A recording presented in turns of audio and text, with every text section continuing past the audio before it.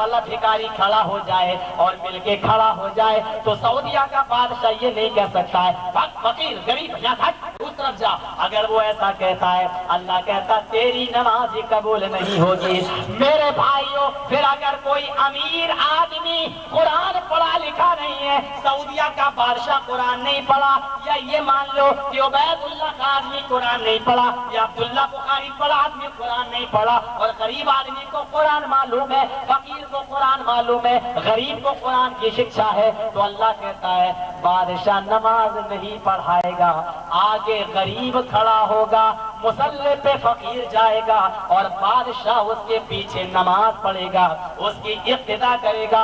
इस्लाम ने भेदभाव को कैसे मिटाया, अमीरी और गरीबी के फर्क को कैसे मिटाया, इस्लाम ने छूत छात कैसे मिटाई कि एक गरीब नमाज पढ़ा रहा है जिसको चढ़ती रोटी भी नहीं मिलती। भाइयों के बेटे का नाम अकबर नहीं, बाप का नाम अकबर नहीं, ये मत समझना कि अकबर उसका नाम था। अकबर के माना होते बहुत बड़ा, अकबर के माना होते बहुत बड़ा। ये किताब डॉक्टर एम श्रीवास्तव अल्लोपनिषद हिंदू धर्म की एक किताब है अल्लोपनिषद। इस किताब के सफा नंबर 30 में अल्लोपनिषद के हवाले से डॉक्टर एम श्रीवास्तव ने इस किताब के पृष्ठ नंबर 30 पे लिखा है, और अल्लोपनिषद के अंदर कितनी मर्तबा लफ्ज़ अल्लाह आया है जरा उसको देखिए और फिर गौर कीजिए कि मैंने नहीं लिखा है, ये किताब डॉक्टर एम श्रीवास्तव की लिखी हुई किताब है। और गौर करके देखिए अल्लोपनिषद अध्याय 1 सूक्त 2 मंडल मंत्र नंबर 3 उसमें दिया है, जरा गौर से देखिएगा।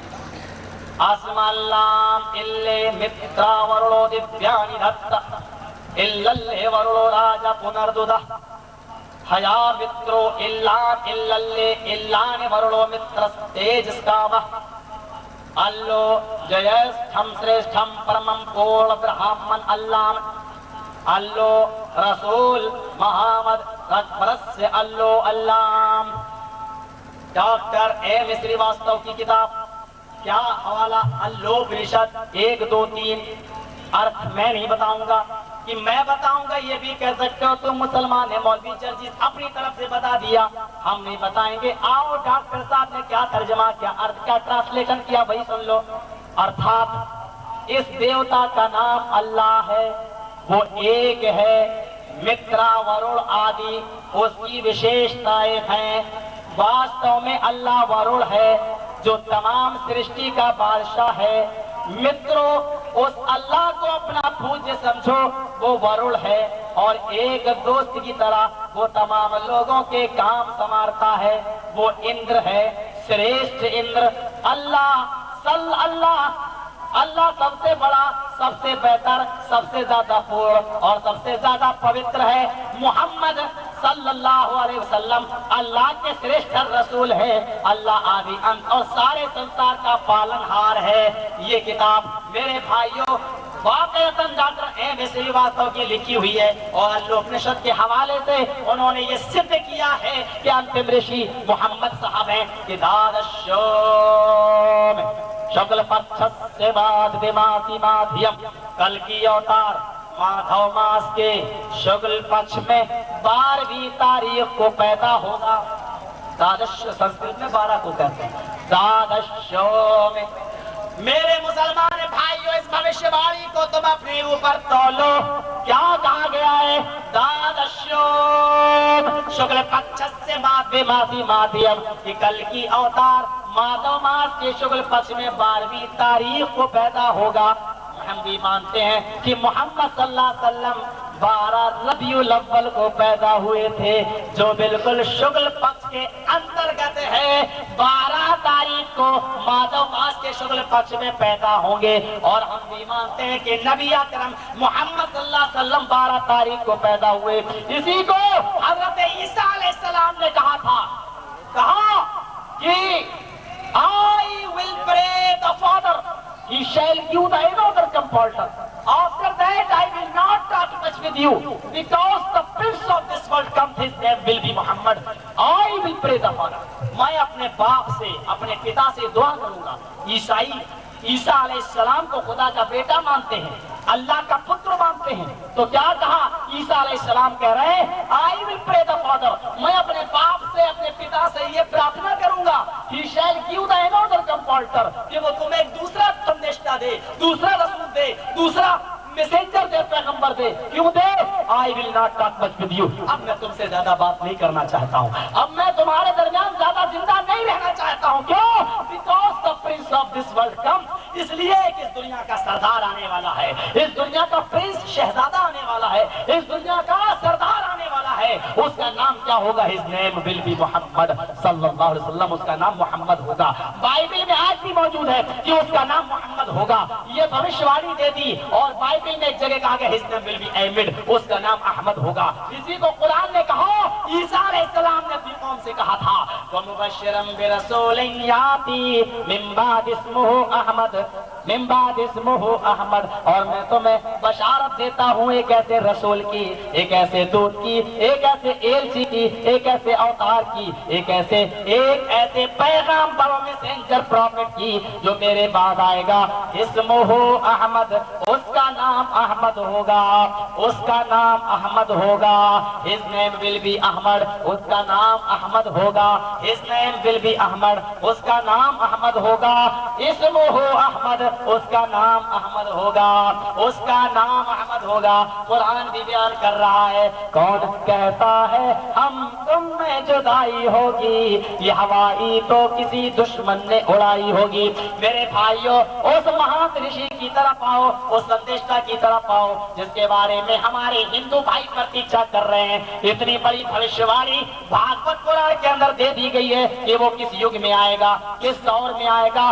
भागवत पुराण का स्कंद 12 उठा के देखिए, अध्याय नंबर भी 7, 8 उठा के देखिए, इतनी बड़ी भविष्यवाणी पेश कर दी गई है। अश्वमा सुगमा रूहा देवदत्ते जगतपति आसिना साधु मनम शटेश्वर्य गुणान्विता। कल की अवतार को एक घोड़ा देवता के जरिए दिया जाएगा, देवदूत के जरिए एक शीघ्रगामी घोड़ा दिया जाएगा। उस घोड़े पर, बेगगामी घोड़े पर अंतिम ऋषि सवार होगा, घोड़े पे बैठेगा, आकाशीय यात्रा करेगा, आसमान का सफर करेगा। अश्वमा सुगमा रूहा देवदत्ते जगतपति, उस घोड़े की रफ्तार बिजली से ज्यादा तेज होगी, उस घोड़े की रफ्तार बिजली से ज्यादा तेज होगी। उस घोड़े पे बैठेगा आसिना साधु मनम शटेश्वर गुणान्विता, वो कल की तीरों तलवारों से युद्ध भी लड़ेगा, वो अंतिम ऋषि तीरों तलवारों से लड़ाई लड़ेगा। मैं अपने हिंदू भाइयों से पूछना चाहूँ तो क्या आप इसका जवाब देंगे कि वो घोड़े पर बैठेगा? आज तो साइकिलों की जगह पर हीरो होंडा ने ले ली, और हीरो होंडा की जगह मारुतियों ने ले ली, और मारुतियों की जगह को बसों ने ले लिया। आज बसों की जगह को ट्रेनों ने ले लिया, और ट्रेनों पे जो लोग सफर करते थे आज वो हवाई जहाज पे दौड़ रहे हैं। क्या अब भी घोड़े का दौर आने वाला है कि घोड़े पे बैठ के लोग चलने वाले होंगे? और 1400 साल पूर्व आओ, 1500 साल पूर्व आओ, 1500 साल पूर्व मोहम्मद सल्लल्लाहु अलैहि वसल्लम जिस दौर में आए वो घोड़ों का दौर था, उष्ट्रारोही, वो ऊंट का दौर था, और अंतिम ऋषि की सवारी ऊंट बताई गई है। ये डॉक्टर एम एस श्रीवास्तव ने लिखा है कि उष्ट्रारोही होगा, ऊंट पे सवारी करने वाला होगा मोहम्मद सल्लल्लाहु अलैहि वसल्लम की भविष्य मादी में, भूतकाल में देखिए तो पता ये चलता कि आप ऊंट ही पे बैठा करते थे, घोड़े पे भी आप बैठे थे। और आकाशीय यात्रा करने का जहां तक सवाल है कि देवदूत एक घोड़ा देगा, तो अल्लाह के नबी सल्लल्लाहु अलैहि वसल्लम के पास जिब्राइल अमीन बुर्राक लेके आए, उस घोड़े की रफ्तार बिजली से ज्यादा तेज होगी, ये भागवत पुराण कह रही है। तो उस बुर्राक की रफ्तार बिजली से ज्यादा तेज थी कि मिनटों में नहीं, सेकंडों ही के अंदर उसने बैतुल मुक़द्दस तक पहुंचा दिया, आकाशीय सफर भी करा दिया। जहां आगे क्या कहा गया, आसिना साधु मनम शटेश्वर्य गुणान्विता, कल की अवतार तीर और तलवारों से युद्ध लड़ेगा, कल की अवतार तीर और तलवारों से युद्ध लड़ेगा। पता चला कि वो दौर में आएगा कि तीर और तलवारों से लड़ाई लड़ी जाती होगी, उस दौर में कल की अवतार आएगा कि तीर और तलवारों से जंग होती होगी। मेरे भाइयों, आज ये अणु युग है, अणु युग कि यहाँ बैठे बैठे रूस बम फेंक दो। आज जमाना इतनी तरक्की कर चुका है, यहाँ बटन दबाओ रूस में बम विस्फोट हो। ऐसे अणु युग में आप कोई प्रतीक्षा करे कि तीरों तलवारों का जमाना आने वाला है, तो बताइए ये अनुचित है? अनुचित ही नहीं बल्कि व्यर्थ है, बेकार है। वो जमाना लौट के नहीं आएगा कि तीरों तलवारों का जमाना आए और उस जमाने में मोहम्मद ऋषि या अंतिम ऋषि अब प्रतीक्षा करें हम उसकी कि वो पैदा हो। वो तो 1400 साल पहले तीरों तलवारों के जमाने में आया था, और वो मेरा ही नबी था, वो मोहम्मद रसूलुल्लाह सल्लल्लाहु अलैहि वसल्लम था जो तीरों तलवारों के زمانے میں آئے اور حدیث کی کتابوں میں آتا ہے کہ اس نے تلواروں سے جنگ بھی لڑی، جنگ بدر میں بھی شریک ہوا، جنگ احد میں بھی شریک ہوا، جنگ حنین میں بھی شریک ہوا۔ تو یہ تینوں تلواروں سے لڑنے والے جناب محمد رسول اللہ صلی اللہ علیہ وسلم نظر آتے ہیں۔ اسی کو کل کی قرآن میں کہا گیا ایتھے کلوگت پرائے جریشو گھر گھر ملے دھرمتراڑ آئے تدوین بھگوانو ترشیتی۔ ایتھے کلو کلیوگ میں آنے والا، کلو کلیوگ میں آئے گا۔ کیا کہا؟ ایتھے کلوگت پرائے، کلیوگ کے کچھ بیت جانے کے بعد، کچھ گزر جانے کے بعد انتم رشی آئے گا، لیکن مانو گڑھ کیسا ہو جائے گا، سماج کیسا ہو جائے گا، سوسائٹی کیسی ہو جائے گی؟ گھر گھر ملے گت پرائے، گھر گھر ملے جانوروں کی طرح، گھر کے مانا گدھے کے ہوتے ہیں، یعنی اس دور میں وہ انتم رشی آئے گا، وہ کل کی اوتار آئے گا، ذرا شخص آئے گا کہ جبکہ سارا زمانہ اور سارے مانو کر جانوروں کی طرح ہو جائیں گے، یعنی جہالت، گمراہی، پاپ تاپ تدھستو شمبھل گرامی سود سواجی اجاتے منگلا چار رے بہولا پاپیتا بھی بچ جیسا پاپ تاپ کا دور ہوگا اور پاپ تاپ کو ختم کرنے آئے گا، لوگ جانوروں کی طرح ہو جائیں گے۔ اس میں کوئی شک نہیں کہ میرے نبی محمد رسول اللہ صلی اللہ علیہ وسلم مکہ میں اس دور میں آئے کہ لوگ جانور بن چکے تھے۔ وہ جانور کس کو کہتے ہیں؟ مچھلیاں اپنے پیٹ سے پیدا ہونے والے بچوں کو کھا جاتی ہیں، جنگلی جانور اپنے ہی بچوں کا پیٹ پھاڑ ڈالتے ہیں اور کھا جاتے ہیں۔ کیا کہا جاتا ہے؟ جانور ہے، جانور کے اپنے بچوں کو کھا رہا ہے، اسی لیے کہا جاتا ہے جانور۔ عرب کے اندر یہ جانوریت پیدا ہو چکی تھی، ان کے ہاں جب لڑکا پیدا ہوتا تھا قرآن کہتا ہے یقتلون ابناءکم، وہ بیٹوں کو کاٹ ڈالتے تھے۔ مچھلیاں اپنے بچوں کو کھا جائیں، جنگلی جانور اپنے بچوں کو پھاڑ دیں، لوگ کہتے ہیں جانور ہے کرنے دو، یہ جانور ہے کہ بیٹے باپ کی تمیز نہیں ہے۔ عرب کے اندر یہ تمیز نہیں تھی، لڑکا پیدا ہوتا تھا تو لڑکے کو کاٹ ڈالتے تھے کہ بڑے ہو کے میرے ساتھ کھائے گا، اس ڈر سے مار ڈالتے تھے۔ پھر کیا کہا؟ پھر یہ بھی کہہ دیا لڑکیاں پیدا ہوتی تھی تو ان کو زندہ دفن کر دیا جاتا تھا، جیسے مچھلیاں اپنے بچوں کو کھا جائیں، جنگلی جانور اپنے بچوں کو کھا جائیں، ایسے ہی آدمی اپنے ہی بچوں کو گاڑ دیا کرتا تھا، مار ڈالا کرتا تھا۔ پھر یہاں جانوروں میں دیکھو کوئی یہ نہیں دیکھتا کہ یہ میرا باپ ہے، یہ میری ماں ہے۔ ہر جانور کوئی بھی مادہ مل جائے نر مادہ کے ساتھ سمبھوگ کرتا ہوا نظر آئے گا۔ سڑک میں دیکھ لو، راستوں میں دیکھ لو، ماں بہن کی تمیز ان جانوروں کے اندر نہیں ہوتی ہے۔ عرب کے اندر یہی حالت ہو گئی تھی کہ باپ کے مرنے کے بعد بیٹا اپنی ماں سے وواہ کر لیتا تھا، اپنی ماں کو بیوی پتنی بنا لیا کرتا تھا۔ یہ جانوریت کا ماحول عرب کے اندر آیا۔ کل کی پران کہتی ہے ایتھے کلو گت پرائے جریشو کھگر بڑی، جب انسان مانو گڑ جانوروں کی طرح ہوگا، دھرمتراڑائے تدوین بھگوان ترشیتی، تب اس دور میں بھگوان کلکی کا اوترن ہوگا۔ جب جانوروں کی طرح منشیہ ہو جائے گا تب اس منشیہ کو سدھارنے کے لیے دھرمتراڑائے، دھرم کی رکشا کرنے کے لیے بھگوان کلکی کا شمبھل گرام میں اوترن ہوگا۔ بھگوان کلکی اصل شبد بھگوان نہیں ہے کہ بھگوان کا کوئی ارتھ ہی نہیں ہوتا، بھاگیوان ہے، بھاگ کے معنی قسمت اور وان معنی دار، بھاگیوان قسمت والا، قسمت دار۔ محمد صلی اللہ علیہ وسلم واقعی بھاگیوان تھے، بھاگیوان تھے، قسمت والے تھے کہ اللہ تعالیٰ نے خاتم النبیین بنایا۔ سمدرا دودھ عربن، سامانی ساتھ، مدرا کے معنی مہر والا، دودھ کے معنی رسول عربن، عرب کے اندر سمدرا دودھ عربن، عرب کے اندر آنے والا مہر کے ساتھ رسول۔ مہر اللہ کے نبی کے کاندھے میں مہر نبوت فٹ تھی تو مہر کے ساتھ آئے، اور مہر اس کو بھی کہتے ہیں کہ کوئی چیز آدمی لکھ لے، لکھنے کے بعد آخر میں مہر لگا دیتا ہے، مطلب یہ ہوا کہ جنہیں لکھنا تھا لکھ چکا ہوں، اب اس کے بعد میں کوئی چیز نہیں لکھی جائے گی۔ مہر کے مطلب ختم کر دینا۔ اللہ کے نبی فرماتے ہیں انا خاتم النبیین میں مہر ہوں، یعنی جتنے نبی آنا تھے آ گئے، اب میرے بعد کوئی نبی نہیں آئے گا۔ انا خاتم النبیین لا نبی بعدی، میں خاتم ہوں، میں مہر ہوں، یعنی جتنے نبی مجھ سے پہلے آنا تھے آ گئے، میرے بعد کوئی نبی نہیں آئے گا۔ میں کلکی ہوتا، کلکی کا معنی سیاہی کا دھونے والا، کلکی کا ارتھ ہوتا ہے سیاہی صاف کرنے والا، کلکی، کلکی کا سیاہی کا دھونے والا، کلکی اسی سے بنا۔ ستیگ میں سب سچائی سچائی تھی، تریتا یگ میں کچھ گناہوں کے شروع ہوئے، دوپر یگ میں گناہوں کے کام بہت زیادہ شروع ہو گئے، کل یگ میں کالا ہی کالا ہے، اور کل یگ کو میں کلکی اوتار آئے گا۔ مطلب یہ ہوا کہ اس کالے دور میں، کالے زمانے میں، پاپ تاپ کے زمانے میں آ کر پاپ تاپ کو ختم کرے گا۔ بھاگوت پران نے کیا کہا؟ تدھستو شمبھل گرامے سوت سواجی جات ہے، تدھستو شمبھل گرامے، وہ شمبھل گرام میں آئے گا، सो तो शिवाजी जाते मंगलाचार्य बहुला पापिता विपज्यता, उसके आने से पहले बहुत से पाप ताप हो रहे होंगे और उसके आने के बाद पाप पिता विपज्यता, पाप ताप मिट जाएंगे, मंगलाचार्य नेकियों के काम होने लगेंगे। अथर्व ये भागवत पुराण क्या कह रही है कि कल की अवतार जब आएगा तो उसके आने से पहले पाप ताप हो रहे होंगे और आने के बाद पाप ताप मिट जाएंगे, नित्य नेकियों के काम होने लगेंगे।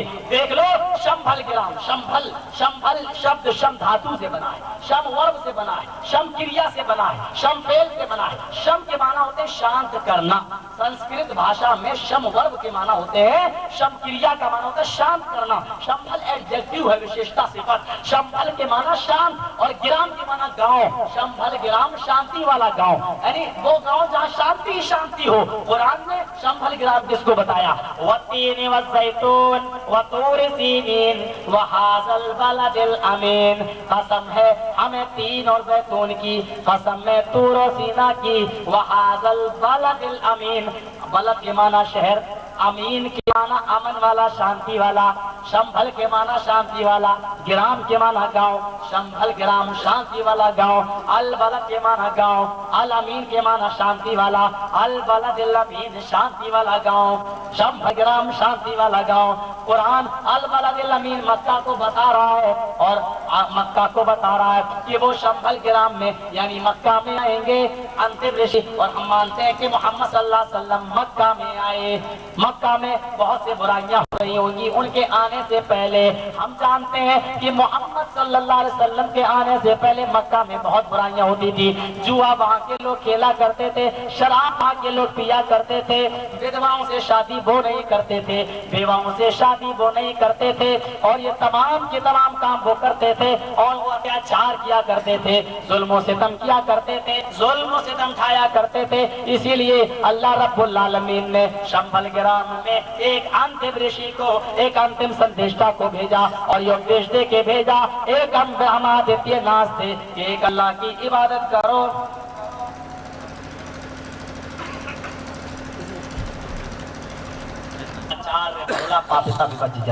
कि वो नबी मंगलाचार का आदेश लेके आएगा, मंगलाचार होंगे। तो अब देखिए सऊदी अरब में कितनी बुराइयां थी, बाप बेटे को मारे, बेटा बाप को मारे, बाप के मरने के बाद बेटा अपनी माँ को बीवी बना ले, पत्नी बना ले, शराब पिए, जुआ खेले, सब कुछ करता था। लेकिन जब नबी अकरम मोहम्मद सल्लल्लाहु अलैहि वसल्लम आए तो आज भी अरब की तरफ जरा नजर उठा के देखो, नबी अकरम ने वो कानून नाफिज कर दिया कि अगर 100 का नोट जमीन पे पड़ा है, किसी आदमी की जरूरत नहीं होती कि 100 के नोट को उठा ले। वो जानता है कि यहाँ 100 का नोट उठाया, वहाँ मेरे हाथ काटे डाले जाएंगे, क्योंकि चोरी करना है। सरकारी डब्बा है, 100 का नोट उठाएगा, सरकारी डब्बे में डाल देगा। अगर चोरी पकड़ी गई तो उसका हाथ काट डाला जाता है। मेरे भाइयों, अगर इस्लाम ने ये सजा मुतय्यन की है कि चोर के हाथ काट डाले जाए और एक मुतय्यना मिक़दार इतनी चोरी करे तब यहाँ से एक हाथ काट डाला जाए, तो गलत नहीं किया है। और इस्लाम ने ये कहा है कि अगर कोई आदमी किसी का खून कर दे तो खून के बदले में उसका भी खून बहाया जाए। आज कुछ सांप्रदायिक पार्टियां आज इस्लाम पे ये एतराज करती हैं, आज हमारे ऊपर ये एतराज लगाती हैं कि इस्लाम का ये कानून सख्त नहीं होना चाहिए। देखो मेरे भाइयों, सऊदी अरब की सरजमीन पर अगर 2-4 केस हो जाते हैं कत्ल के खूरेजी के, तो वहाँ 2-4 कातिलों को पकड़ के कत्ल कर दिया जाता है। वहाँ एक साल में 2 या 3 केसों से ज्यादा नहीं होता, क्योंकि हर आदमी डरता है कि अगर मैं किसी को कत्ल करूंगा तो उसके जुर्म में मुझे भी कत्ल कर दिया जाएगा, मुझे भी मार डाला जाएगा। हिम्मत नहीं होती कत्ल करने की। इसीलिए कुरान करीम के अंदर अल्लाह ताला ने कितनी बड़ी हिकमत और पॉलिटिक्स बतला दी है। वो बिल किसास हयातुन, आए लोगों बदला ले लिया करो, बदला लेने में जिंदगी है, बदला लेने में जिंदगी है। ईसा अलैहिस्सलाम कहते हैं कि कोई तुम्हारे दाएं गाल पे तमाचा मारे तो बायां गाल पेश कर दो, बाएं गाल पे थप्पड़ मारे फिर दायां गाल पेश कर दो। قرآن کیا کہتا ہے؟ اللہ کا پیارا نبی کہ اللہ کیا کہتا ہے کہ اگر کوئی تمہیں مارے، اگر تمہارے پاس طاقت ہے تو معاف کر دو، اور اگر بدلہ لینا چاہو تو بدلہ لے لو، لیکن اتنا ہی جتنا اس نے تمہیں مارا ہے اس سے زیادہ نہ ہونے پائے۔ قاتل کو قتل کرو، وَفِي الْقِصَاصِ حَيَاةٌ، یہ قصاص میں بدلہ لینے میں زندگی ہے۔ دلی میں ہماری تقریر تھی اندرلوک میں، تو اس کے بعد ایک بائبل کے حوالے کے لیے مجھے کرسچن لائبریری میں جانا پڑا۔ میں ایک ٹاپک لکھ رہا تھا نوائد اسلام میں، عیسائیت اور اسلام، اس شیرشک پہ مجھے ایک مضمون لکھنا تھا، تو وہ میں نے لکھا، تو اس کے لیے حوالہ لینے کے لیے مجھے وہاں جانا پڑا۔ تو عیسائیوں میں آج کل لڑکیاں کام کر رہی ہیں، سمجھ رہے ہیں آپ، لڑکیاں، اور ان کا پورا مشن یہی ہے کہ وہ لڑکیوں ہی کے ذریعے کتابیں دیتے ہیں، دلواتے ہیں، اور آج عیسائیت جو پھیل رہی ہے گجرات وغیرہ میں دیکھیے، وہ زیادہ سے زیادہ پیسے کے بلبوتے پر اور لڑکی کے بلبوتے پہ پھیل رہے ہیں۔ اگر کوئی لڑکا کسی بھی عیسائی لڑکی سے پیار کر لے تو لڑکی منع نہیں کرتی ہے، اور پھر اس کو، یہ لڑکی کا معاملہ اتنا نازک ہوتا ہے کہ آدمی اس معاملے میں اپنے دھرم کو اور اپنے باپ دادا کو بھی چھوڑ دیتا ہے، کیا ہے۔ اس لیے عیسائیت نے اس فن کو اور اس جال کو سب سے زیادہ استعمال کیا ہے، اور اس نے لڑکیوں کو آزاد کر دیا۔ وہ بلاؤز پہن کے، چڈیاں پہن کے کتابیں دیتی ہیں۔ ابھی بمبئی سے میں آیا ہوں، 15-20 دن پہلے میں بمبئی میں تھا، بمبئی سے پھر بنگال میں گیا، کلکتہ میں پروگرام تھا، اور اس کے بعد میں مدھو پور بہار وغیرہ سے کے علاقے سے ہوتے ہوئے یہاں آیا ہوں۔ تو غور کیجئے، بمبئی میں جب میں ایک بس میں سفر کر رہا تھا تو بس میں ہمارے ساتھ 3-4 آدمی تھے، تو ایک ہی سیٹ خالی تھی، لوگوں نے کہا مولانا آپ بیٹھ جائیے۔ اب میری ہمت نہیں ہو رہی تھی اس سیٹ پہ بیٹھنے کی، کیونکہ وہاں ایک لڑکی بیٹھی ہوئی تھی اور وہ مسلمان لڑکی تھی، لیکن اللہ توبہ، اللہ کی پناہ، وہ اتنی چڈی اور اتنا بلاؤز، یہ اسکول کی ڈریس تھی، اتنی بلاؤز اتنی چڈی پہنے ہوئی تھی۔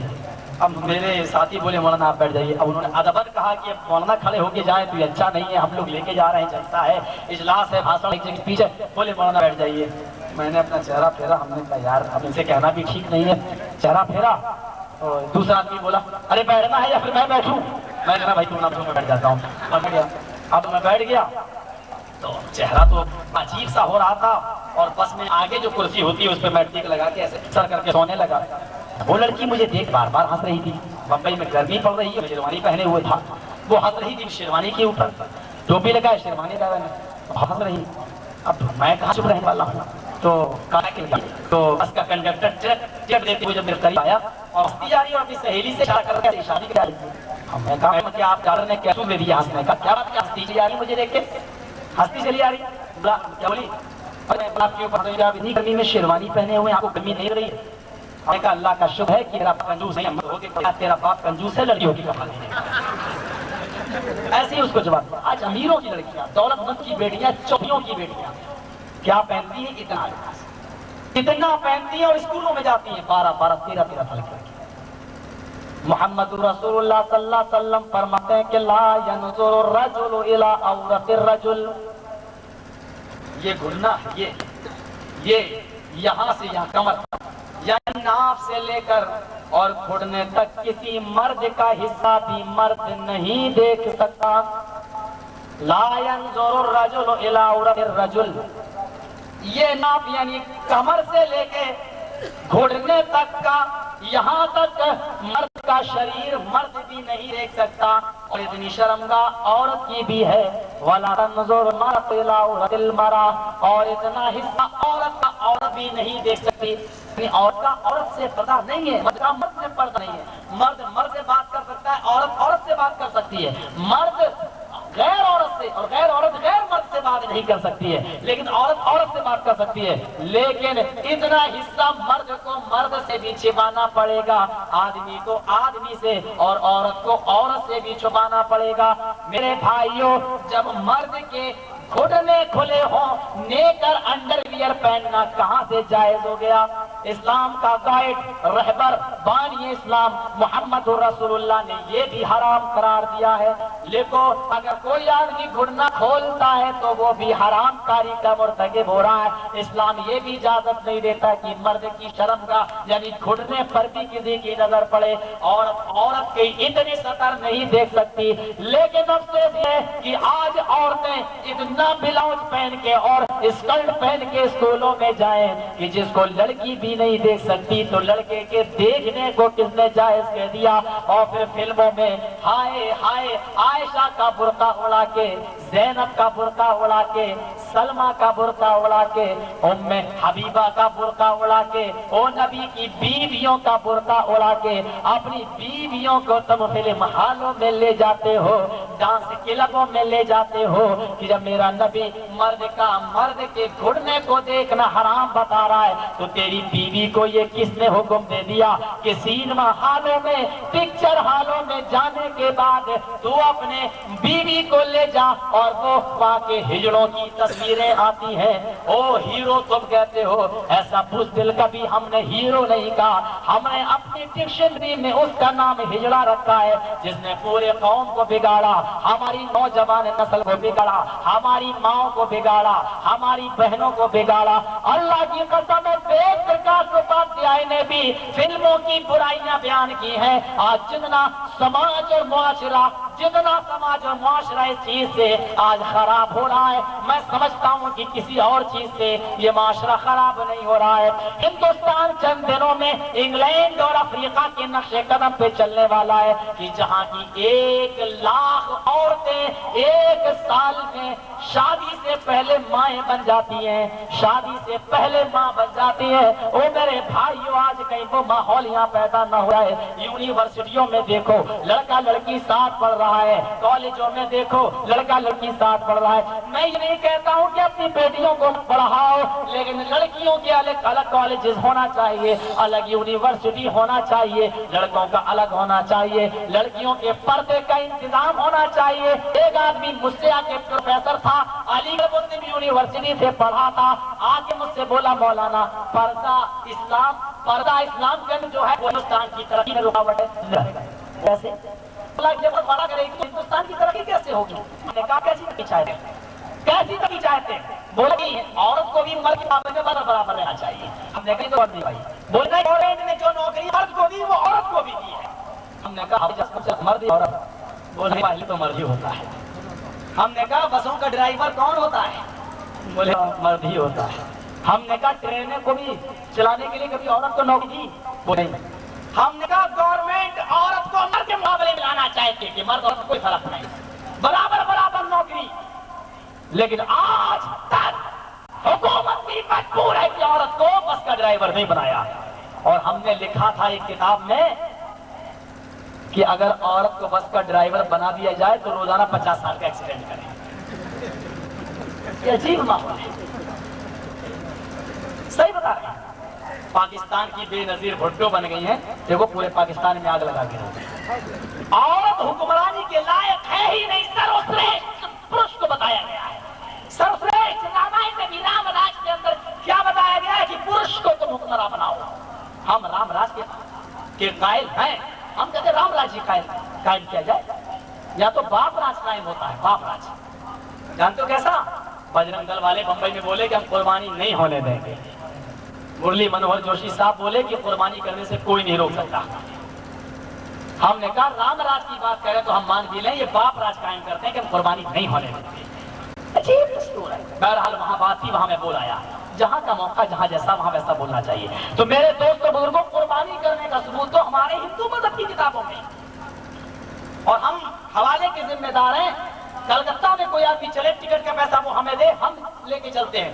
اگر میں دکھلا دوں تو میں تیرا آپ کی ذمہ ہے دونوں طرف کا ٹکٹ، اور اگر نہ دکھلا پاؤں تو دونوں طرف کا ٹکٹ میرے ذمہ ہے. ہمارے یہاں تو سال میں ایک مرتبہ بلی دی جاتی ہے، قربانی چڑھائی جاتی ہے. ہم نے ہندو بھائیوں کو دیکھا ہے کالی مائی کے مندر پہ کلکتہ کے اندر کہ وہاں سال میں 2 مرتبہ کھسی چڑھائے جاتے ہیں. اور ان کی قربانی کا دستور کیا ہے؟ مورتی کے سامنے کھڑا کر دیا. میں نے اپنی آنکھوں سے دیکھا ہے کہ ایک لمبا سا چھرا تلوار لی اور کھڑا کر کے اس کے اوپر مارتے ہیں، اور یہ عقیدہ ہوتا ہے کہ اس کے خون کی چھینٹیں اس مورتی پہ پڑیں گی تب اس کا گوشت ماس پوتر ہوگا ورنہ نہیں ہوگا. ہم نے بہت پوچھا ہے, انہوں نے صاحب یہ کہا ہے کہ رامائن میں بھی ثبوت ہے اور منو اسمرتی میں بھی ثبوت ہے, لیکن ہمیں اس سے کوئی بحث نہیں ہے. میرے بھائیوں, جس کا دل چاہے کھائے اور جس کا دل چاہے نہ کھائے, لیکن اللہ کے نبی جناب محمد رسول اللہ صلی اللہ علیہ وسلم نے فرمایا ہے کہ اگر کوئی غریب تمہارے گھر پہ آ جائے اور تم قربانی کا گوشت قربانی کرنے کے بعد اگر تمہارے گھر پہ ہو تو دنیا کے کسی بھی دھرم کا ماننے والا اگر تمہارے یہاں آئے یا تمہارا دوست ہو تو تم کھانا کھلانے سے کسی کو مت روکو. تم قربانی کا پوتر گوشت بھی سب کو کھلا سکتے ہو. اگر کوئی آدمی برا نہ مانے, اسلام نے آدیش دیا ہے, آرڈر دیا ہے, لیکن جانوروں پر اتنا زیادہ رحم بھی کیا ہے. آپ نے فرمایا کہ جب تم قربانی کے جانور کو ذبح کرو, جب تم قربانی کے جانور کو ذبح کرو تو خبردار اس کی آنکھوں کے سامنے چھری کو تیز مت کرنا. یہ کسائی آج کے قصاب برادری کے لوگوں, میں تمہارے منہ پہ تھوکتا ہوں کہ جانور تمہارے سامنے کھڑا ہوتا ہے اور تم اس کے سامنے چھری کو تیز کرتے ہو کہ میرے نبی نے فرمایا اس کو درے مارو, اس کو کوڑے مارو. ایک تو وہ تیری چھری سے ذبح ہونے والا ہے ہی, اور دوبارہ تو اس کے سامنے چھری تیز کر کے تو اس کو اور تکلیف دے رہا ہے. مسلمانوں قربانی کا دن آنے والا ہے اور ہم اور آپ اللہ کے خاطر قربانی دیں گے, اور اس میں کوئی بری بات نہیں ہے کہ ہم جانوروں کی قربانی دیں. آپ دیکھ لیجئے ہمارا اس ہندوستان کو دیکھ لیجئے, ہمارے فوجیوں کو دیکھ لیجئے. یہ فوج کے لوگ پاکستانی اور دوسرے فوج کے سامنے کھڑے ہیں اور ان سے سینہ سے پر ہیں. ایک فوج حملہ کرتی ہے تو ہندوستان کا ایک فوجی اپنے ملک کو بچانے کے لیے, اپنے ہندوستان کی رکشا کرنے کے لیے اپنی جان کی قربانی دے دیتا ہے کہ آئے دوسرے ملک والوں, دیش والوں, میں نے ہندوستان کا نمک کھایا ہے, میں نے بھارت کا نمک کھایا ہے, نمک حرامی نہیں کر سکتا.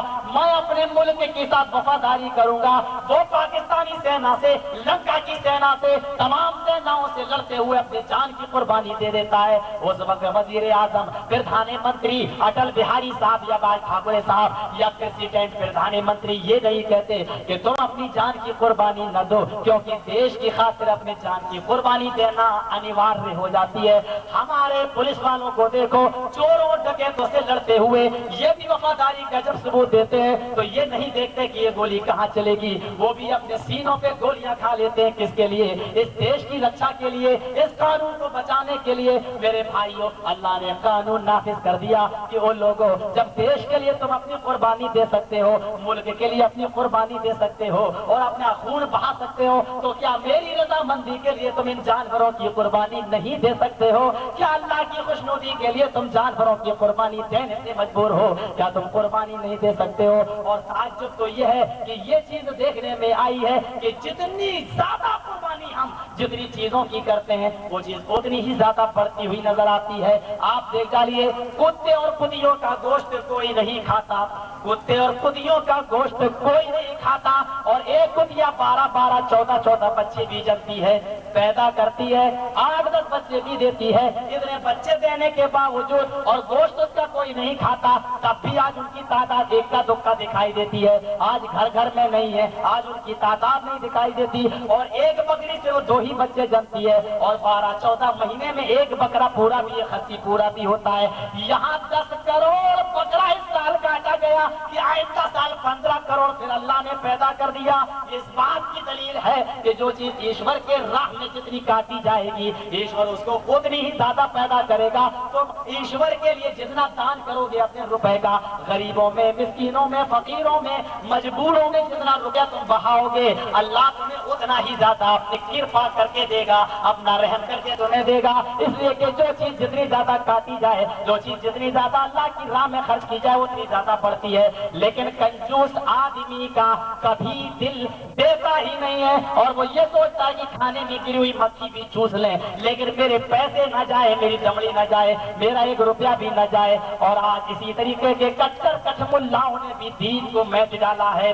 جانتے ہو آج بڑے بڑے موٹے پیٹ والے, بڑے بڑے موٹے پیٹ والے کیا کرتے ہیں؟ ایک صاحب گئے تعویذ بیچ رہے تھے, تعویذ دھلیا میں, مہاراشٹر میں, گلے میں لٹکانے والا تعویذ. اور میں نے جب تقریر کی تو ہمارے خلاف ان کی تقریر ہوئی, تو وہ کیا بولے, میرے بھائیوں برا مت مانیے گا لیکن دیکھیے ذرا کہ آج کل کتنا برا عقیدہ ہے ہمارے کٹھ ملاؤں کا. بولے کہ میرے پاس یہ کچھوچا والے بابا کی دعا ہے, جو آدمی اس تعویذ کو پہن لے گا ساری مصیبتیں دور ہو جائیں گی. اعلان کر کے کہہ رہا تھا ساری مصیبتیں دور ہو جائے گی. میں نے کہا مولوی جرجیت تو 22 سال کا, اپنی شیروانی اتار, تجھے کوئی نہیں پہچانے گا. میں بھی تعویذ خریدنے چلا گیا, ٹوپی اٹیچی میں رکھی, شیروانی کھوٹے پہ ٹانگی اور میں بھی پہنچ گیا. اپنے دوست کو کہا تو بھی چل میرے ساتھ. ہم نے کہا تو بھی تعویذ خریدنا. اس نے کہا کہ کتنے کا ہے؟ بولا 30 روپے کا. ہم نے کہا لے لے. بولا یار کیا کہوں. میں نے کہا کہہ دینا کہ میرا مقدمہ چل رہا ہے, کیا بابا میں جیت جاؤں گا, میری پریشانی ہے میں دور ہو جائے گی. بس اس نے کہا بابا 30 روپے لیجئے, مجھے تعویذ دیجیے, لیکن ایک پرابلم ہے. کیا کہ بابا میرا مقدمہ چل رہا ہے, کیا میں جیت جاؤں؟ بابا بولے اس کو پلاسٹک میں لپیٹ لینا, کچھوچا والے بابا کی دعا ہے, پانی نہ جانے پائے, بس اس کو لپیٹ کے تو اپنے گلے میں ڈال لے, سمجھ لے کہ مقدمہ جیت گیا, سمجھ لے کہ تیری پریشانی حل ہو گئی. ہم نے کہا بابا ایک مجھے بھی تعویذ دے دیجیے. اب میرا دوست لے چکا. میں نے کہا بابا ایک مجھے بھی دے دیجیے. بابا نے کہا لو تمہیں کیا پریشانی ہے؟ میں نے کہا بابا میرا بھی مقدمہ چل رہا ہے, کیا میں جیت جاؤں گا؟ بولے اس کو دیا نا, فوراً تم بھی پہن لو, سمجھ لو کہ جیت جاؤ گے بس. ہم نے کہا بابا جیتے گا کون؟ میرا مقدمہ اس چل رہا ہے, اس کا مجھ پہ چل رہا ہے. اس نے میری زمین دابی, میں نے اس کی زمین دابی. بابا ایک زمین پہ 2 کا جھگڑا ہے, جیتے گا کون؟ آپ نے اس کو بھی دے دیا, وہ بھی لے گیا, یار آگے بھی جیتوں گا, اور اسی زمین پہ میرا بھی جھگڑا, میں بھی لے رہا ہوں, بتائیے جیتے گا کون؟ بابا کہتے ہیں ابے تم ٹوپی نہیں لگائے ہو, 24 نمبر لگتے. ہم نے کہا بابا 24 نمبر ہی چاہتا, 24 نمبر, یہ بتائیے جیتے گا کون؟ خدا کی قسم اللہ تجھے گواہ بنا کے کہتا ہوں. بولا مولوی صاحب 30 روپے اپنے لو, 50 روپے ہم سے لو, میرے پیٹ پہ لات مت مارو. چاہیے ہائے ہائے مسلمان کٹ ملاؤ, کس طریقے پہ ہم تمہیں چیخ چیخ کے اعلان کر کے کہیں, کس طریقے سے بلائیں, کون سا تمہیں تعویذ دے کہ تم نے اتنا آسان کر دیا ہے کہ تعویذ گلے میں پہن لو, نہ نماز پڑھنے کی ضرورت, نہ روزہ رکھنے کی ضرورت, اللہ کا کلام تیرے گلے میں, فین کی چین کھول کے کتے کی طرح تو پیشاب کرتا ہو رہا ہے, اور رب کا کلام تیرے گلے میں. اتنا آسان.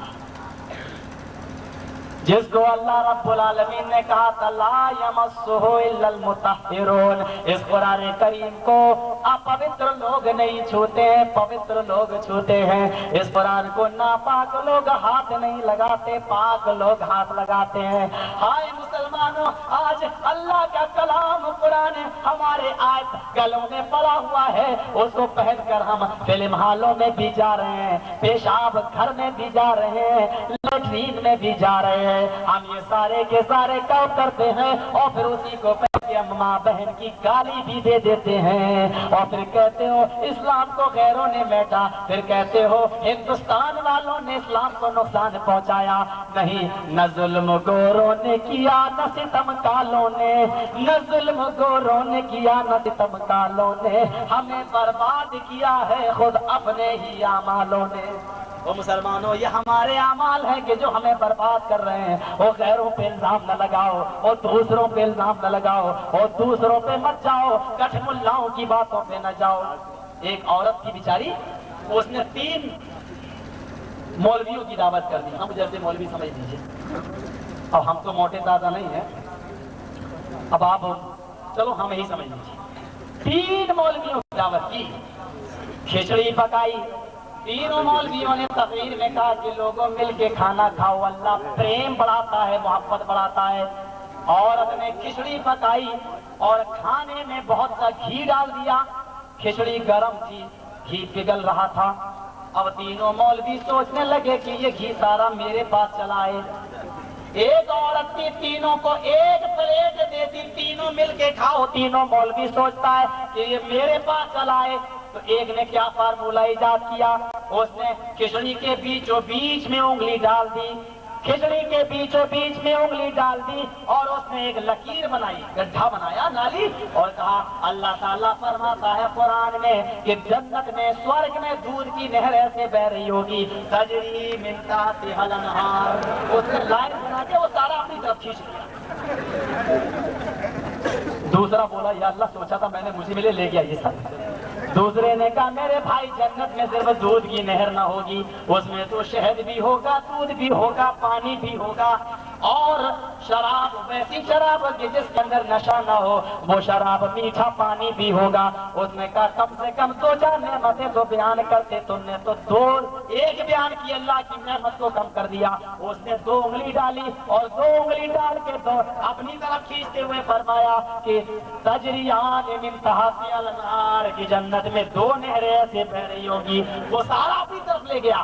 تیسرے نے سوچا یا اللہ سارا مجھے نہ ملے تو کم سے کم برابر برابر مل جائے کہ میں بھوکا نہ مارا جاؤں۔ اس نے کہا جنت ایسے نہیں مل جائے گی، جنت ملنے اور جہنم ملنے سے پہلے قیامت آئے گی، اور قیامت جب آئے گی تو زمین ہلے گی، اور جانتے ہو زمین کیسے ہلے گی؟ اس نے پوری پلیٹ اٹھائی اور فرمایا کہ اللہ کہتا ہے اذا زلزلت الارض زلزالہا، یوں کر دیا کہ جب زمین ایسے ایسے ہلائی جائے گی، جب اس نے یوں کہا تو سارا کا سارا گھی چاروں طرف پھیل گیا اور کہا بے ایمانو اب کھاؤ، یہ ہے انصاف، تو مجھے کیوں بھوکا مارے ڈال رہے؟ یہ آج کل کے کچھ ملا پیٹ کے لیے ایسا کرتے ہیں کہ 30-30 روپے میں تعویذ بیچتے ہیں، اللہ کا کلام بھی بیچ ڈالتے ہیں۔ وہ مرو تیرے گناہ گہی، وہ اگنی کا راز بتانے والا محمد جس نے قرآن پیش کیا تھا، آج اس کی بات کو ٹھکرا دیا گیا۔ میرے بھائیوں بات ایک وادیت پہ چل رہی تھی، بات یہ تھی کہ اللہ کے نبی نے بھی جب مصیبت آئی تو اللہ کو پکارا، اور اللہ کو پکارا تو ایسے پکارا کہ یہاں 313 صحابہ کرام لڑ رہے ہیں، یہاں 1000 کا لشکر لڑ رہا ہے، 1000 داعیہ ہے، کافر ہے، ناستک ہے، اور یہاں 3000 سے 313 مسلمان ہیں۔ اللہ کے نبی نے جب یہ حالت دیکھی، اللہ کے نبی نے جب یہ کنڈیشن دیکھی کہ 313 ہے، یہاں گھوڑا ہے تو تلوار نہیں، تلوار ہے تو نیزہ نہیں، اور نیزہ ہے تو ڈھال نہیں، اور یہ 1000 کافروں کا لشکر، ساری چیزیں ان کے پاس موجود ہیں، تیر بھی ہیں، تلوار بھی ہے، اور نیزے بھی ہیں، گھوڑے بھی ہیں، ساری چیزیں ہیں۔ یا اللہ یہ 313 بوڑھے بھی جوڑے، بچے بھی جوڑے، جوان بھی جوڑے، تب 313 ہوئے، اور یہ 1000 نوجوانوں کا لشکر ہے، کیا کیا جائے؟ اے اللہ، ہائے ہائے، میرے نبی نے ہاتھ اٹھا دیے، رفع یدیہ للسماء، آسمان کی طرف ہاتھ اٹھا کے فرمایا اے اللہ یہ 313 مسلمان ہیں اور 1000 کافر ہیں، ان 313 کے پاس تلوار ہے تو نیزہ نہیں، نیزہ ہے تو ڈھال نہیں، ڈھال ہے تو تلوار نہیں، اور یہ 1000 ہتھیاروں سے لیس ہے۔ یہ مجبوری نبی پہ آئی، یہ پریشانی نبی پہ آئی، تو میرے نبی نے پریشانی میں کس کو پکارا؟ او میرے بھائیو ذرا غور کرو، رب کا قرآن دیکھو، او مدینے والے کا فرمان دیکھو، اس مصیبت میں نبی نے کس کو پکارا؟ نبی نے کس سے مانگا؟ یکتیو یو مانت تسما دیو شوری رشا او واشرو پرتی پنے برامایا مت بشارتا سبے وہ مہاراج ممتا تتماجتا مرمو چھت سمنجیات تتاتر بشت بھونر ایتے شروطوات خاطرشتا پرمپس میں ماگتا چتر بھراتر میں دیو کرشیامی کلچھم بھونتو باندھ و دیو سواجر نوتر شتا مانو کر سنو کیا کہا؟ بھوشیہ قرآن نے کہا کہ آخری نبی انتم اوتار چاند کے 2 ٹکڑے کرنے والا ہوگا، لمبی داڑھی رکھنے والا ہوگا، چوٹی کا دشمن ہوگا، شدھ پشوؤں کا آہار کرنے والا ہوگا، شدھ پشو آہارم، حلال جانوروں کا گوشت کھانے والا ہوگا، لنگ چودین ختنہ کیا ہوا ہوگا، اس کا یعنی لنگ چودین ختنہ کیا ہوا مقتول ہوگا۔ یہ رگ وید بھی کہہ رہی ہے اور بھوشیہ قرآن بھی کہہ رہی ہے کہ آخری نبی کیسا ہوگا؟ داڑھی رکھنے والا ہوگا۔ محمد صلی اللہ علیہ وسلم میں یہ وشیشتا پائی جاتی تھی، آخری نبی چاند کے 2 ٹکڑے کرنے والا کل کی اوتار ہوگا، تو ہمارے نبی نے چاند کے 2 ٹکڑے کر کے بھی دکھائے۔ دیکھو قرآن بھی کہتا ہے، حدیث میں بھی آتا ہے، آخری نبی چوٹی کا دشمن ہوگا، تو اللہ کے نبی کی امت میں مسلمانوں ہی میں چوٹی نہیں رکھی جاتی ہے، اور آگے دیکھو لنگت چھوٹی ختنہ کیا ہوا ہوگا، تو ہمارے ہندو بھائیوں میں ختنہ نہیں ہوتا۔ یہ بھوشیہ قرآن بتا رہی ہے، اور مختون جناب محمد رسول اللہ صلی اللہ علیہ وسلم ہی ہے کہ آپ کی پوری امت ختنہ کراتی ہے۔ اور کیا تعشدم پشو محارم مستی، اور حلال جانوروں کا گوشت کھانے والا ہوگا۔ اللہ کے نبی حلال جانوروں کا گوشت کھانے والے تھے۔ کوئی آدمی ہم سے یہ نہ کہے کہ مولانا آپ بھینس کھا لیتے ہیں، بکرا کھا لیتے ہیں، اور بھی حلال جانور کھا لیتے ہیں، گدھا کیوں نہیں کھاتے، کتا کیوں نہیں کھاتے، سور کیوں نہیں کھاتے؟ پوچھنے والا پوچھ سکتا ہے، پوچھنے والا یہ سوال بھی کر سکتا ہے کہ حلال جانور سب برابر ہے، تو پھر جانور سب برابر ہیں تو پھر آپ بھینس اور بکرا کھا لیں اور سور اور گدھا نہ کھائیں. ایسے آدمی سے صرف اتنا کہہ دینا کافی ہے کہ عورت سب برابر ہے. پھر اپنی بیوی کے ساتھ رات گزار لو, ماں اور بہن کے ساتھ رات کیوں نہیں گزاری جا سکتی ہے؟ ذرا غور کرو, استری تو سب برابر, عورت تو سب برابر. پھر کیا بات ہے کہ ماں کے ساتھ شرم آئے اور بیوی کے ساتھ کوئی شرم نہیں؟ یا پھر ایسے لوگوں سے صرف اتنا کہا جا سکتا ہے جو یہ کہیں کہ تم بھینس بکرا کھاتے ہو, سور کیوں نہیں کھاتے؟ اس سے یہ کہہ دیا جائے کہ تم بھینس کا اور بکری کا دودھ پی لیتے ہو, کتیا اور سور کا دودھ کیوں نہیں پیتے؟ ایسا سوال کر دیا جائے, انشاءاللہ زندگی بھر وہ یہ نہیں کہیں گے کہ تم ان کا گوشت کیوں نہیں کھاتے. یہ دلیل ہے سب سے بڑی مسلمانوں کی اور ہماری کہ جاؤ سارے لوگوں سے پوچھ ڈالو کہ جتنے حلال جانوروں کا گوشت مسلمان کھاتا ہے, اللہ کا شکر ہے اتنے ہی حلال جانوروں کا دودھ سارے لوگ پیتے ہیں. وہ کسی بھی دھرم کا ماننے والا ہو, مسلمان بکری کھاتا ہے, یہ سب بکری کا دودھ بھی پیتے ہیں. مسلمان بھینس کھاتا ہے, یہ سب اس کا دودھ بھی پیتے ہیں. اور ہندوستان میں اگر نہ ملے, پاکستان ہو تو مسلمان گائے کا گوشت بھی کھا لیتا ہے, تو ہندو بھائی اور سارے کے سارے دھرم والے گائے کا دودھ بھی پی لیتے ہیں. مسلمان کتیا نہیں کھاتا, یہ سب اس کا دودھ بھی نہیں پیتے. مسلمان سوری نہیں کھاتا, یہ سب اس کا دودھ بھی نہیں پیتے. پتا چلا کہ جتنے چیزوں کا دودھ یہ پیتے ہیں وہ ساری کی ساری چیزیں ہندو دھرم کے اندر بھی حلال ہے اور سارے مذہب میں حلال ہے. لیکن کیا کروں, ان پنڈتوں کو کون روئے؟ جس طریقے سے ہم ملاؤں کو رو رہے ہیں, ہم ان کٹھپل پنڈتوں کو بھی روتے ہیں کہ کون یہ ساری کی ساری باتیں بتائے اور کیسے عوام کے سامنے یہ باتیں آئیں کہ میرے بھائیوں یہ ساری کی ساری باتیں چھپانے سے کام نہیں چلتا. آؤ بات آگے بڑھ گئی, 313 دیکھا, 1000 دیکھا تو محمد بھی رو دیا. جو منش کا انسان تھا, ویدا ہمیں پرش مہان سے مادے توڑ بسا پرستاد, یجوروید کہتی ہے ویدا ہمیں احمد نامی آدمی پرش انسان ہوگا, مہان سے مادے اتنا مہان ہوگا کہ دوسرا نہیں ہوگا. ویدا ہمیں احمد نامی آدمی پرش ہوگا, مہان ہوگا, دوسرا نہیں ہوگا. یہاں تک کا پرش مہان سے مادے توڑتا پتا ایشور کی بہت زیادہ تپسیا کرنے والا ہوگا. جتنی زیادہ تپسیا ہمارے نبی نے کی ہے, جاؤ دنیا کے کسی رشی نے نہیں کی ہے, ہمارے پاس کا ثبوت ہے. دیکھو ٹھیک آئے تو ہمارا ہندو دھرم نہیں کہتا رام رام کہو, ہمارا ہندو دھرم نہیں کہتا رام رام کہو, عیسائی دھرم نہیں کہتا ہے او مائی گاڈ کہو. اللہ کا نبی نماز پڑھ رہا ہے تو اللہ کی تپسیا کر رہا ہے, الحمدللہ رب العالمین الرحمن الرحیم. رکوع میں جا رہا ہے تو اللہ کی تپسیا کر رہا ہے, سبحان ربی العظیم. سجدے میں جا رہا ہے تو اللہ کی تپسیا کر رہا ہے, سبحان ربی العلی. کھانا کھا رہا ہے تو دعا پڑھ رہا ہے, بسم اللہ, اللہ کی تپسیا کر رہا ہے. کھانا کھا چکا تو میرا نبی پڑھ رہا الحمدللہ, ساری تعریف پرشنسا اللہ کے لیے سرو بھوتی ہے. یہ سب مہیدیوس سے سوے تو پرشتوتی, ساری پرشنسا اللہ کے لیے ہے. یہ دعا میرا نبی پڑھ رہا ہے. کھانا کھائے تو دعا پڑھے اور کھانے سے فارغ ہو تو دعا پڑھے, نماز پڑھے تو دعا پڑھے, رکوع کرے تو دعا پڑھے, یعنی اللہ کی تپسیا کرے, سجدہ کرے تو اللہ کی تپسیا کرے. یہاں تک کہ لیٹرین کے لیے جائے تو اللہم انی اعوذ بک من الخبث والخبائث, اللہ کی تپسیا کرتا ہوا جائے. اور لیٹرین سے نکلے تو غفرانک پڑھتا ہوا نکلے. کپڑا پہنے تو ایشور کی تپسیا کرے, الحمدللہ الذی ما بی عورتی ما واری, کہ اللہ تیری پرشنسا ہے کہ تو نے مجھے کپڑا دیا جس سے میں نے اپنے شرمگاہ کو, گپت انگ کو چھپا لیا. یہ پرشنسا میرا نبی کر رہا ہے. شیشہ آئینہ اپنی شکل دیکھے تو اللہ تعالیٰ سے دعا کرے, اللہ جس طرح تو نے میری صورت اچھی بنائی, میری شکل اچھی بنائی, میرا سوبھاؤ بھی اچھا بنا دے, میرا اخلاق بھی اچھا بنا دے. روزہ برت رکھے میرا نبی تو اللہ کی پرشنسا کرے, روزہ کھولے تو اللہم لک صمت وعلی رزقک افطرت, روزہ افطار کر لے تو پڑھے ذهب الظمأ وابتلت العروق وثبت الاجر انشاءاللہ. یعنی قدم قدم پہ اللہ کی تپسیا, اٹھے تو تپسیا, بیٹھے تو تپسیا, لیٹے تو تپسیا, سوئے تو تپسیا, اٹھے تو تپسیا, اللہ کی تپسیا. وارو تپس پرستار, ایشور کی بہت زیادہ تپسیا کرنے والا ہوگا.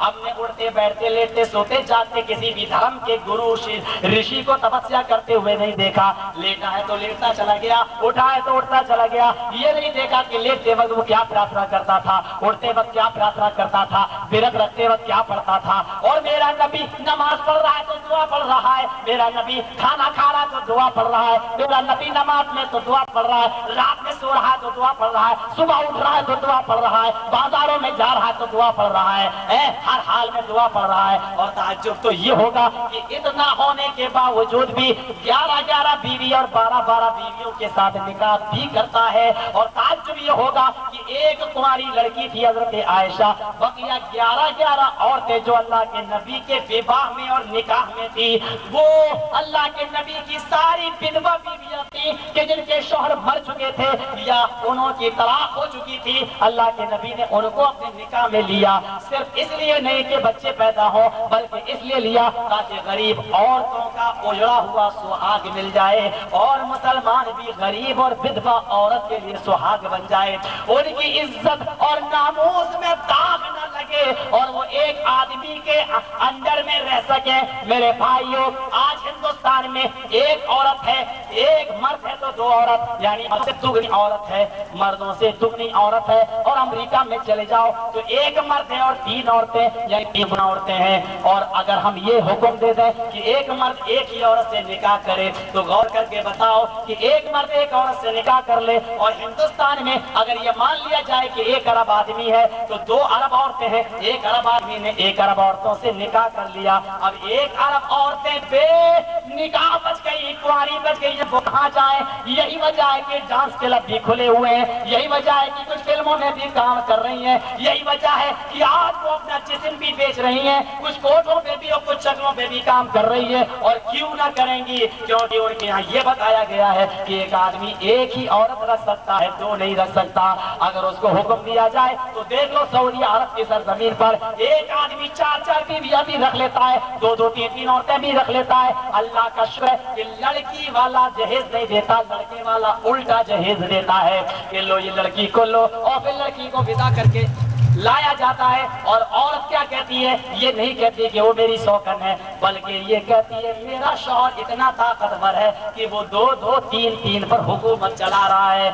मेरे भाइयों, आज सऊदीया में न कोई चकला मिलेगा, न कोई डांस क्लब मिलेगा। क्यों? इसलिए कि वहाँ की औरतें आवारा नहीं है और वहाँ सारी की सारी औरतें तो एक ही मर्द से मुंसलिक हो जाती हैं। और हाय अफसोस, आज 1 करोड़ या 1 अरब मर्द 1 अरब औरतों से शादी कर ले, बाकी बची 1 अरब औरतें, औरतों की तादाद ज्यादा, ये कहाँ जाए? कोई डांस क्लब में जा रहा है, तो कोई चकले पे जा रहा है, तो कोई कोठे पे जा रहा है, तो कोई स्कूलों में लव स्टोरी शुरू हो रही है, कहीं भी किसी की वीडियो कैसेट बन रही है, तो कोई बम्बई के जूह चौपाटी के मैदानों में गले खोद खोद के लेट रही है। हाय मुसलमानों, ये क्या हो रहा है? हाय लोगों, ये क्या हो रहा है? काश हमने औरतों की इज्जत का इंतजाम किया होता। इसीलिए मेरे नबी ने औरतों की इज्जत इतनी ज्यादा बताई कि इल्ज़म नफ्स में खत्म करने वाला हूं। मेरे भाइयों, चंद मिनट हमें और दे दो। क्या फरमाया? इल्ज़म्ना बुयूतकुन्ना या माशरन निसा, आए औरतों तुम अपने घरों को लाजिम पकड़ लो और बिला जरूरत उन घरों से बाहर न निकलो।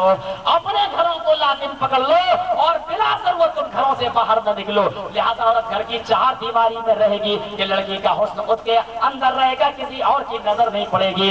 आज ये हुस्न नीलाम हो गया, आज लड़कियां बन ठमर के निकलती हैं, नौजवानों की निगाहों के जहरीले तीर इनके ऊपर पड़ते हैं। इस्लाम तालीम का रोकने वाला नहीं है, आप तालीम दो, शिक्षा दो, लेकिन पर्दे के अंदर और एक बाउंड्री के अंदर आप अपनी लड़कियों पर हुकूमत चलाइए। आज हिंदुस्तान के अंदर सब कुछ है मेरे भाइयों, सब कुछ है, लेकिन औरत को बराबरी का हक भी दिया जा रहा है। यहाँ तक के हमसे कहा गया कि औरत पर्दे की राह में रुकावट, तरक्की की राह में रुकावट है।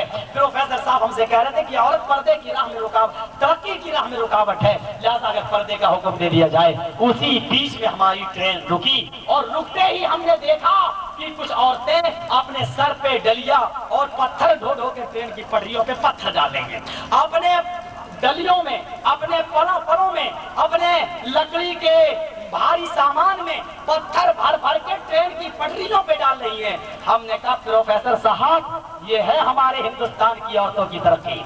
अगर हम पर्दे में रखें औरतों को, तो ये हिंदुस्तान की तरक्की में रुकावट है।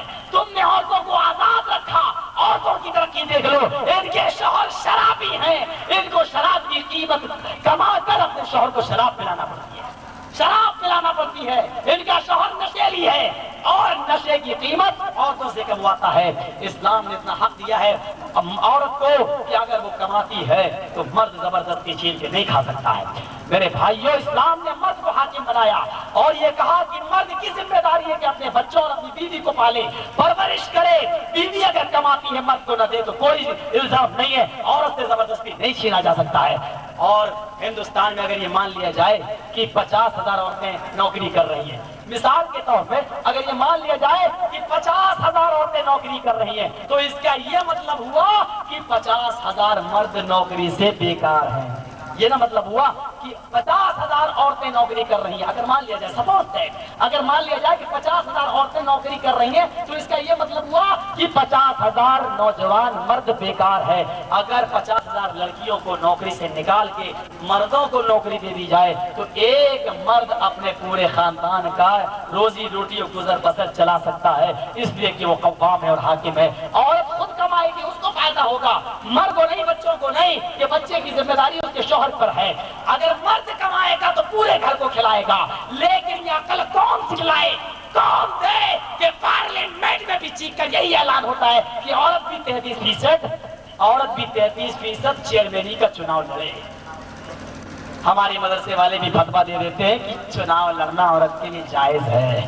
کبھی کبھی ایسا بھی ہم نے دیکھا، پوچھا عورت مسجد میں نماز پڑھ سکتی ہے؟ مفتی صاحب بولے عورت مسجد میں نماز نہیں پڑھ سکتی۔ کہا کیوں؟ کہ عورت کی بے پردگی ہوگی۔ ہم نے کہا عورت کے برقعے کا انتظام کر دیا جائے، مسجد میں پردہ ڈال دیا جائے، عورت کا راستہ الگ کر دیا جائے، عورت کو الگ چھت پہ نماز پڑھنے کا آرڈر دیا جائے، ایک امام کے پیچھے پردے کے ساتھ نماز پڑھے۔ پڑھ سکتی؟ بولے نہیں پڑھ سکتی۔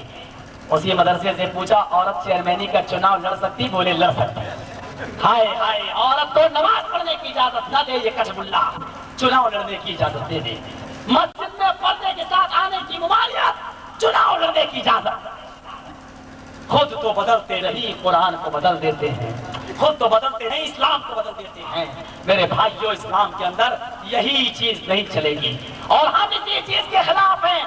جاؤ سارے لوگوں میں اعلان کر کے کہہ دیتا ہوں کہ ہمارے بارے میں یہ عقیدہ رکھنا، اور ہم ہائے ہائے اتنے مضبوط عقیدے والے، ہم اتنے مضبوط عقیدے والے کہ آؤ کوئی آدمی آسمان پہ اڑتا ہوا جائے اور مصلی بچھائے ہوئے ہو، مصلی پہ نماز پڑھ رہا ہو، کوئی آدمی آسمان پہ مصلی بچھائے مصلی پہ نماز پڑھ رہا ہو، اور ایک آدمی میرے پاس آ کے کہے مولوی صاحب اس آدمی کو اللہ کا ولی مانو گے یا نہیں کہ وہ مصلی بچھا کے آسمان پہ نماز پڑھ رہا ہے؟ میرا عقیدہ جانتے ہو کیا ہے؟ میں کہوں گا تیرا دل کمزور، تو اس کو ولی کہہ دے، کعبے کے رب کی قسم میری نظر میں وہ شیطان ہے۔ بولو کیوں؟ بولا کیوں؟ ہم نے کہا اس لیے کہ میرے نبی کے طریقے کے خلاف کر رہا ہے۔ میرے نبی نے اپنی پوری زندگی میں کبھی مصلی ہوا میں بچھا کے نماز نہیں پڑھی، یہ نبی سے آگے بڑھنے کی کوشش کر رہا ہے۔ تو ولی مان لے کعبے کے رب کی قسم نبی کے خلاف جو کرتا ہے ہم اس کو شیطان کہتے ہیں، نبی ولی نہیں مانتے۔ بولا یار تم تو بڑے ٹھوس ہو۔ ہم نے کہا کیا کروں، ایسے خاندان میں پیدا ہوا ہوں۔ میرے بھائیوں مجبوری ہے ہمارے ساتھ، ہم سے کہتے ہیں ان مردوں سے ڈرو، ان مورتیوں سے ڈرو، ان سے ڈرو، ان سے ڈرو، ان لمبے لمبے لیٹے ہوں سے ڈرو۔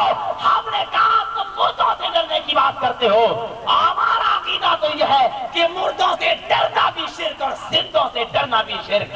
ہم نے ڈرنا سیکھا ہے تو رب کعبہ تیرے سامنے ڈرنا سیکھا ہے، تیرے علاوہ دنیا کی کسی طاقت سے ڈرنا نہیں سیکھا۔ یہ میرے نبی کی تعلیم ہے۔ میرے بھائیوں ہمارا امتحان مت لو، ہمارا جائزہ مت لو، اور یہی دعوت دینے کے لیے آئے ہیں، اور یہی دعوت جناب محمد رسول اللہ صلی اللہ علیہ وسلم نے بھی اپنی زندگی میں دی تھی۔